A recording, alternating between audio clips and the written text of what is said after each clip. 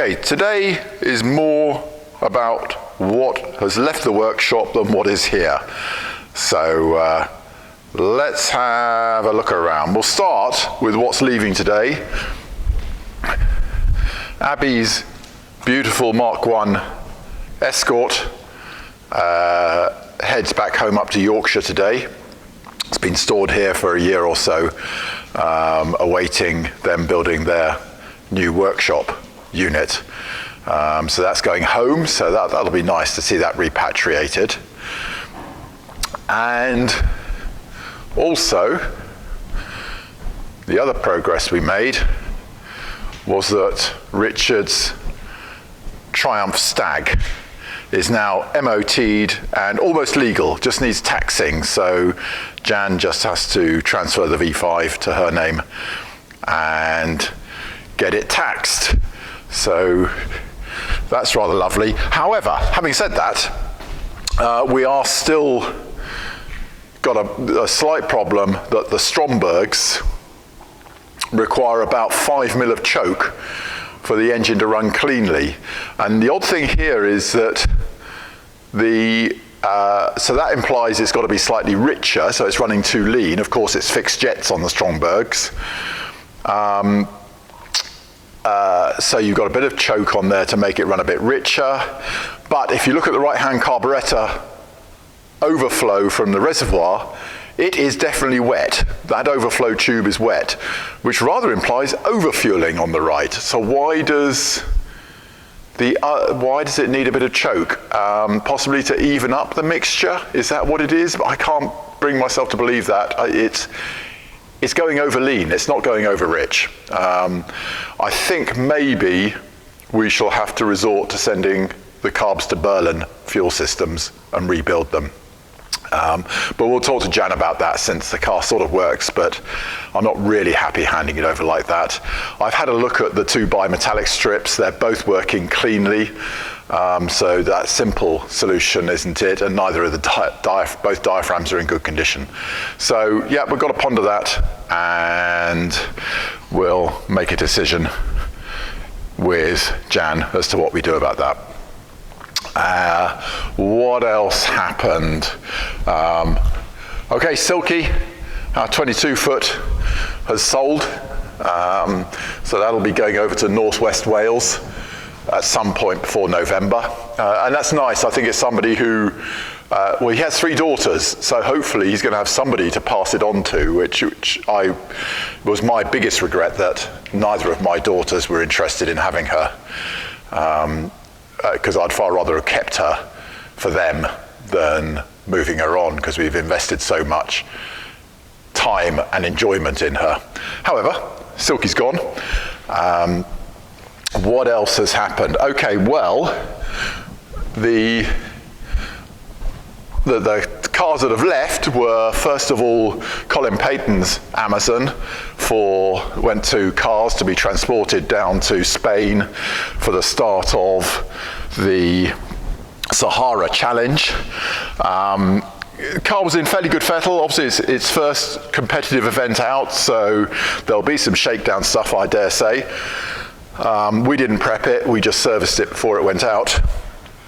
So we'll watch those results with anxiety, because nobody wants to see somebody losing time stood by the side of the road, and that shouldn't happen in a Volvo. But first ever event, and a big one at that, could be difficult. Then David's Amazon, which was stored here and serviced by us, he drove it down to Spain, but the days before he found a problem with his diff was clunking. Okay, so the news is that they had a nice trip, a nice run down to, I think they got the ferry to northern Spain and then ran through Spain to get to the start. All good. But then yesterday we got a text message saying that it was making a noise like a tank. Now, I instantly went, oh, what, a glorious V12 or V16? Or, as David pointed out, a turbine. No, that wasn't what he meant. A tank turning in a tight circle. So that grip and release of an LSD. Now, strangely enough, on the last event that I was out on, the last event actually, I saw my old friend Richard White. He's not that old, he's probably no older than me. My friend Richard White in his Amazon, and he had fitted a gripper diff and was asking me to check it.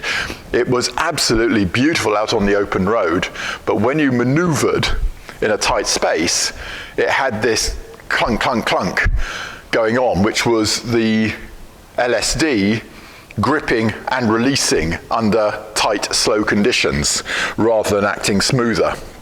And this is really a case of where gripper set up, I believe it's called the ramp angles. I confess I'm not very good on ramp angles and things in an LSD, so don't expect me to sound too intelligent about this. I need to investigate that and understand and be able to talk the language, but that'll come.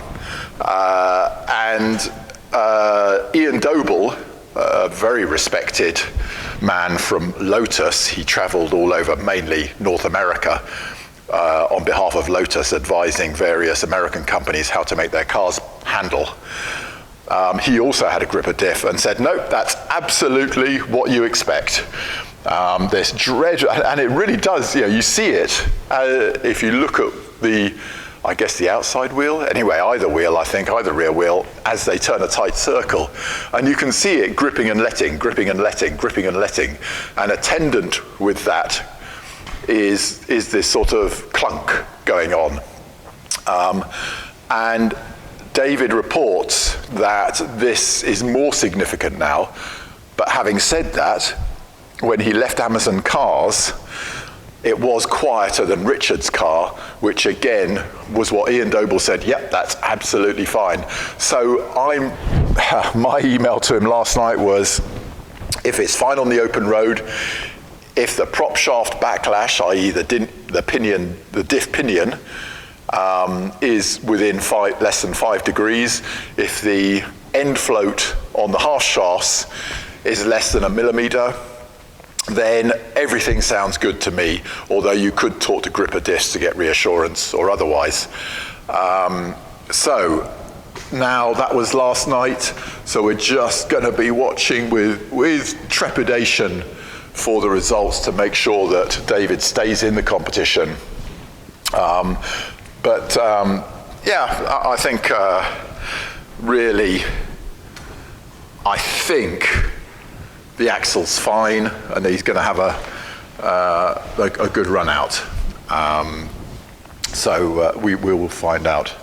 Well, what else is going on? Well, we're about to head out on a vacation next week, and going down to the south of France, actually, which I love south of France. I like the French. I like their bread. And I like society in France as well. So it's been a few years since we've been there. And bearing in mind, this is a Brittany, this dog here, it'll be nice to take them back to their homeland. Although, of course, Bretons do not consider themselves, as I understand it, to be French. They consider themselves to be Bretons. And they're very, very distinctly firm about that. Well, that's it. And maybe I'll be able to post a video whilst we're out there if we find anything interesting motoring-wise. In the meantime, out here, autumn has arrived, and the temperatures have dropped considerably. It's about 10 degrees in the morning now, whereas a week ago it was 16, 17. So it's definitely autumn, but rather a beautiful autumn. Well, thank you very much for listening thus far, and yeah, when we get back, it'll be back to proper work, and we'll be looking for some videos, new videos to produce, technical ones for you to look at. Hey, have a good weekend, and we'll talk to you hopefully within 3 weeks.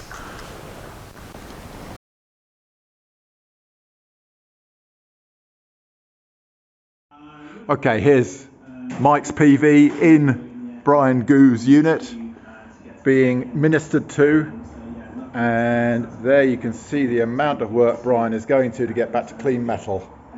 So that'll be a lovely job in a couple of weeks' time when we get it back.